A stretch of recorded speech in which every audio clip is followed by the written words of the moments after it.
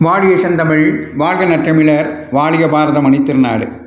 பாரத மணித்திருநாடு நேரில் அனைவருக்கும் வணக்கம். நாம் காஞ்சிமா முனிவரின் கனிமொழிகளை பார்த்து கொண்டு இருக்கிறோம். அந்த வரிசையிலே இன்று 111வது பகுதியாக தானே ஆனந்த சுரூபம் என்ற தலைப்பிலே காஞ்சிமா முனிவர் அருளியுள்ள கனிமொழிகளை பார்ப்போம். கவியரசு கண்ணதாசன் அவர்கள் குறிப்பிடுவார்கள், இருக்கும் இடத்தை விட்டு இல்லாத இடம் தேடி எங்கெங்கோ அலைகின்றார் ஞானத்தங்கமே என்று. அதுபோல நம்மிடமே ஆனந்தம் இருக்கும்போது அந்த ஆனந்தத்தை வெளியில் தேடி அலைகிறோம் என்று காஞ்சிமா முனிவர் அவருக்கே உரிய பாணியில் விளக்குகிறார். அதை அவரது வார்த்தைகளிலேயே பார்ப்போம். மனுஷனாக பிறந்த ஒவ்வொருத்தனும் ஓயாமல் அலைச்சல் அலைந்து கொண்டிருக்கிறானே, எதற்காக? ஆசைகளை பூர்த்தி செய்து கொள்வதற்குத்தான். வெளியில் இருக்கிற வஸ்துக்களிடம் இவனுக்கு ஆசை, அவற்றை பெறவே அழைகிறான். ஒன்று கிடைத்துவிட்டால் போதவில்லை, அதனால் வருகிற சுகம் தீர்ந்து போகிறது. இன்னொன்றுக்கு ஆசைப்படுகிறான், அதை தேடி ஓடுகிறான். இவனுக்கு சாந்தி என்பதே ஒரு நாளும் இல்லாமல் இருக்கிறது. வெளியில் இருக்கிற வஸ்து வந்தால்தான் சந்தோஷம், ஆனந்தம் என்று துரத்தி கொண்டே இருப்பவனுக்கு சாந்தி எப்படி வரும்?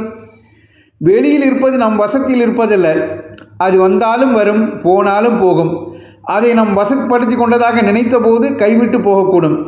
நமக்கு அந்நியமான வெளி விஷயங்களிலிருந்து ஆனந்தத்தை சுவாசமாய் சம்பாதித்து கொள்வது நடக்காத காரியம். அது சாந்தியை கெடுக்கிற பிரயத்தனம்தான். மனுஷன் புறத்தில் ஆனந்தத்தை தேடிக்கொண்டு போவதற்கு காரணம் அவன் உள்ளுக்குள் தானே ஆனந்த சுரூபமாக இருப்பதுதான்.